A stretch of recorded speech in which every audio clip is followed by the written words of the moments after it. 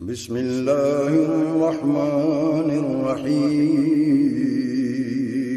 شروع اللہ کے نام سے جو بڑا مہربان نہایت رحم والا ہے۔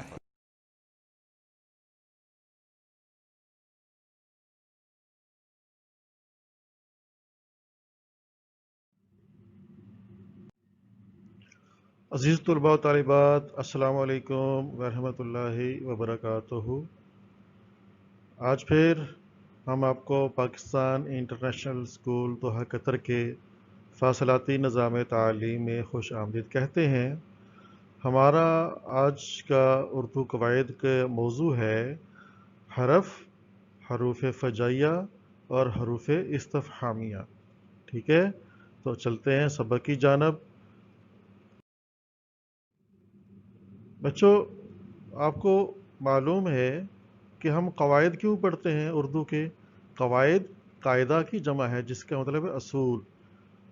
تو قواعد کا مطلب ہوا اصول یا قوانین کسی کام کے بارے میں۔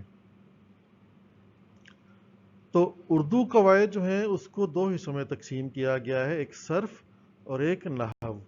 نحو میں وہ چیزیں آتی ہیں جن کا تعلق کسی جملہ بنانے سے یا بیان سے ہوتا ہے، جبکہ جو صرف ہے یہ ان قواعد یا قوانین کے بارے میں ہے جو کسی ایک لفظ کے بارے میں بات کرتے ہیں کہ واحد ہے یا جمع ہے، کیسے لکھتے ہیں، بولتے ہیں، اور یہ الفاظ کی کون سی قسم ہے۔ تو بچوں، جو بھی لفظ ہم بولتے ہیں، پڑھتے ہیں یا لکھتے ہیں، وہ سب کے سب یا اسم ہوتے ہیں یا فعل ہوتے ہیں یا حرف ہوتے ہیں۔ یعنی لفظ کی صرف تین قسمیں ہیں، اسم، فعل اور حرف۔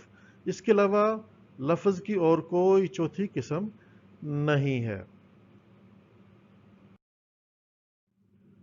بچوں، اسم اور فعل کے بارے میں آپ پہلے پڑھ چکے ہیں، ایک نظر دوڑا لیتے ہیں۔ اسم کسی چیز، جگہ، شخص یا کیفیت یعنی حالت کے نام کو اسم کہتے ہیں۔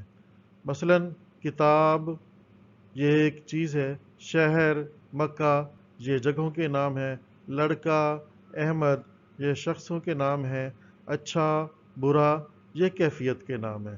ٹھیک ہے۔ فعل وہ لفظ ہے جو کسی زمانے میں کسی کام کو ظاہر کرے، یعنی جو کسی کام کا کرنا یا ہونا ظاہر کرے۔ یاد رہے کہ اس میں زمانہ ظاہر ہونا لازمی ہے، زمانہ نہیں ظاہر ہوگا تو وہ فعل نہیں ہوگا۔ تو اس کی مثالیں کیا ہیں؟ گئے تھے یہ ماضی کی مثال ہے، اس میں ماضی کا زمانہ پایا جاتا ہے۔ آ رہا ہے، پڑھ رہی ہے، یہ موجودہ زمانے میں کام کو ظاہر کر رہے ہیں۔ جاؤں گا یہ آنے والے زمانے میں کام کو ظاہر کر رہے ہیں۔ تو اسم اور فعل کی یہ تعریفیں آپ پہلے پڑھ چکے ہیں۔ آج ہم نے اس سے آگے دیکھنا ہے۔ آپ کے سامنے یہ جملہ ہے، احمد نے کتاب میز پر سے اٹھائی۔ یہ ایک مکمل جملہ ہے اور سمجھ میں آ رہا ہے کہ لکھنے والا یا کہنے والا کیا کہنا چاہتا ہے۔ اب یہ دیکھیے کہ اس میں احمد، کتاب، میز جو سبز رنگ سے لکھے ہوئے لفظ ہیں، یہ ان کو قواعد میں کیا کہتے ہیں، اور یہ جو لفظ اٹھائی ہے اس کو قواعد میں کیا کہتے ہیں؟ ہاں، آپ بالکل پہچان گئے، ایسی ہی بات ہے۔ احمد، کتاب اور میز یہ تینوں اسم ہیں، اٹھائی یہ فعل ہے۔ ٹھیک ہے۔ اچھا، اب یہ تو اسم ہو گئے، یہ فعل ہو گیا۔ یہ جو لفظ لکھا ہے نے، پر، سے، یہ کیا ہے؟ ان کا مطلب کیا ہے؟ ان کا مطلب بھی کوئی نہیں ہے، ان کا معنی بھی کوئی نہیں ہے، تو یہ جملے کے اندر استعمال بھی ہو رہے ہیں۔ ٹھیک ہے۔ اب ان کے بارے میں ہم نے جاننا ہے کہ یہ کون سے الفاظ ہیں۔ اچھا، اب ان لفظوں کو ذرا اس جملے میں سے نکال کر دیکھتے ہیں تو کیا بنتا ہے؟ احمد، کتاب، میز، اٹھائی، یہ ایک نامکمل جملہ ہے، اس سے کوئی بات سمجھ میں نہیں آ رہی۔ تو اس سے یہ ظاہر ہوتا ہے کہ یہ جو الفاظ ہیں نے، پر، سے، یہ لازمی الفاظ ہیں، یہ جملے میں استعمال کرنا ضروری ہے، ورنہ جملے کی سمجھ نہیں آئے گی۔ تو پھر یہ کون سے الفاظ ہیں جو نہ اسم ہے اور نہ فعل ہیں لیکن جملے میں استعمال کرنا بھی ضروری ہے؟ یہ لفظ ہے حرف، یعنی وہ لفظ ہے جس کا اپنا کوئی معنی نہیں ہوتا مگر بامانی جملہ بنانے میں مدد دیتا ہے، اس کے بغیر جملہ درست نہیں بن سکتا، ٹھیک ہے؟ اس کو ہم یوں بھی کہہ سکتے ہیں، حرف اس لفظ کو کہتے ہیں جس کا اپنا کوئی معنی نہیں ہوتا مگر دوسرے لفظوں کے ساتھ مل کر بامانی جملہ بناتا ہے۔ مثلا نے، پر، سے، کو، تک، کا، اور، یہ سب حرف ہیں۔ اب ہم حرف کی بہت ساری قسمیں ہیں، آج ہم حرف کی 2 اقسام پر بات کریں گے جو آپ کے سبق نظم ہوا چلی میں موجود ہیں۔ ان میں سے ایک ہے حروف استفہامیہ۔ حرف کی جمع ہے، ٹھیک ہے؟ حرف وہ لفظ ہے جس کا اپنا کوئی معنی نہیں ہوتا مگر بامانی جملہ بنانے میں مدد دیتا ہے، یہ آپ پہلے پڑھ چکے ہیں، ٹھیک ہے؟ اب استفہامیہ کیا ہے؟ لفظ استفہام کا معنی ہے سوال یا کچھ پوچھنا یا دریافت کرنا یا کسی سے معلوم کرنا۔ استفہام جیسے آپ کون ہیں، آپ کہاں رہتے ہیں، آپ کہاں سے آئے ہیں، یہ سب استفہام یعنی سوال پوچھنا ہے۔ تو ایک جملہ ہے فضل نے نماز پڑھی، ماشاءاللہ فضل نماز باقاعدگی سے پڑھتا ہے، تو ہم نے اس کے شروع میں ایک لفظ لگا دیا کیا فضل نے نماز پڑھی، تو اب یہ سوال بن گیا ہے۔ تو یہ لفظ جس کی وجہ سے سوال بنا اس کو کہتے ہیں حرف استفہام، یعنی وہ لفظ جو بیانیہ جملے کو سوالیہ جملہ بنا دے اس کو حرف استفہام کہتے ہیں۔ اگر یہ نہ ہوتا تو پھر یہ جملہ ہوتا اور یہ سوال نہیں ہے، سوال بنانے کے لیے ہم نے یہ لفظ ساتھ لگایا۔ تو ایک لفظ کیا لگانے سے سادہ جملہ ایک سوال بن گیا، ایسے لفظ کو حرف استفہامیہ کہتے ہیں، ٹھیک ہے؟ تو اس کو یوں بھی کہہ سکتے ہیں حرف استفہامیہ سے مراد وہ لفظ ہیں جن کی مدد سے ایک سادہ جملے کو سوالیہ جملے میں بدلا جاتا ہے، جیسے یہ ہم نے اس کو سوالیہ جملے میں بدلا۔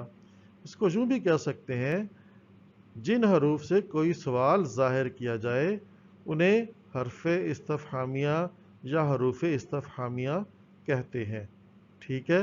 یوں بھی کہہ سکتے ہیں کہ جو حروف کوئی سوال پوچھنے کے لیے استعمال ہوں انہیں حروف استفہامیہ کہتے ہیں۔ مثلا کون کون سے الفاظ ہیں؟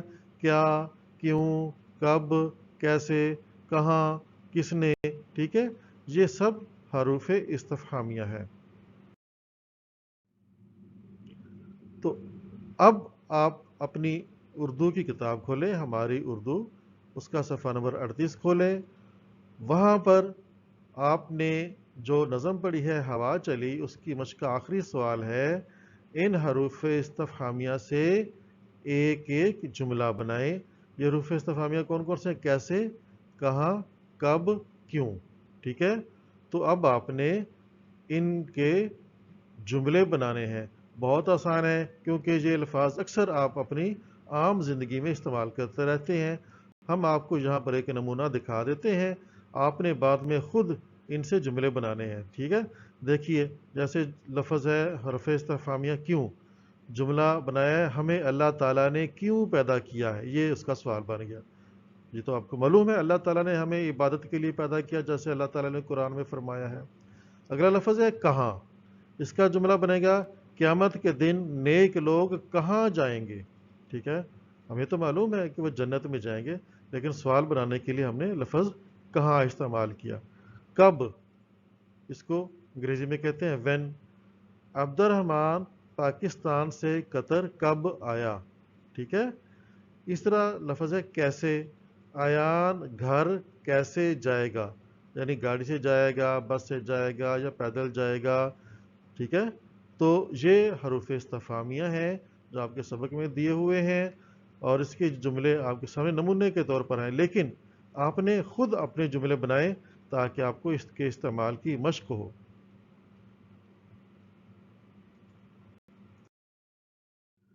اب ہے حروف فجائیہ۔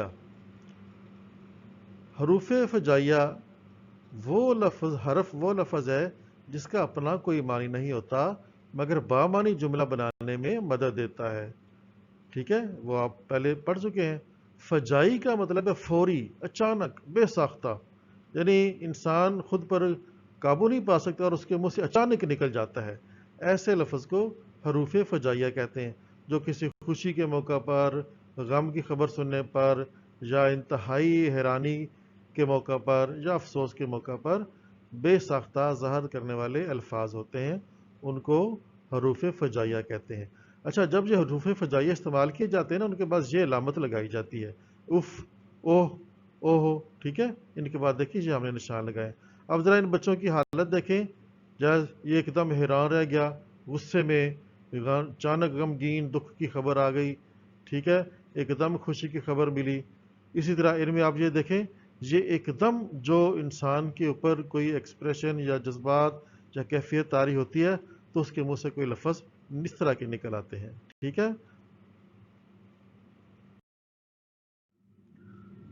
اب آپ نے کیا کرنا ہے، اپنی اردو کی کتاب کھولیں، وہی جو نظم ہوا چلی آپ نے پڑھی تھی اس کا صفحہ نمبر 38 کھولیں، وہاں پر ایک سوال ہے، بلکہ کچھ مثالیں دی ہوئی ہیں۔ آہا، ابو آ گئے، اس میں خوشی کا بے ساختہ اظہار کیا گیا ہے، ٹھیک ہے۔ اوہ، چچا جان چل بسے، اس میں غم کا بے ساختہ اور فوری اظہار کیا گیا ہے۔ اسی طرح ہائیں، تم کب آئے، اس میں حیرانی کا بے ساختہ اظہار کیا گیا ہے، ٹھیک ہے۔ اب آپ نے اپنی نظم ہوا چلی جو پڑھی ہے اس کی مشق سوال نمبر 7 کا جواب لکھنا ہے۔ سوال ہے، ان حروف فجائیہ سے ایک ایک جملہ لکھیں، کاش، اف، اوہ، شاباش، ٹھیک ہے۔ ہم نے یہاں نمونے کے طور پر کچھ الفاظ کے ان حروف کے جملے بنائے ہیں، لیکن آپ نے جملے خود بنانے ہیں اپنے لیے۔ کاش، کاش میں نے محنت کی ہوتی تو آج فیل نہ ہوتا۔ افو، افو، تم میری بات سمجھتے کیوں نہیں، یعنی تنگ آنے پر یہ بات غصے میں کی جاتی ہے۔ شاباش، کسی کی اچھے کام پر خوش ہو کر شاباش، تم نے تو بہت اچھا کام کیا ہے، ٹھیک ہے۔ تو یہ ان موقع پر استعمال ہونے پر حروف فجائیہ ہے۔ تو بچوں، آپ ان الفاظ کے جملے بنائیں اور مجھے دیں اجازت ان الفاظ کے ساتھ کہ میرے کانوں میں مصری گھولتا ہے کوئی بچہ جب اردو بولتا ہے۔ اللہ حافظ، السلام علیکم ورحمۃ اللہ وبرکاتہ۔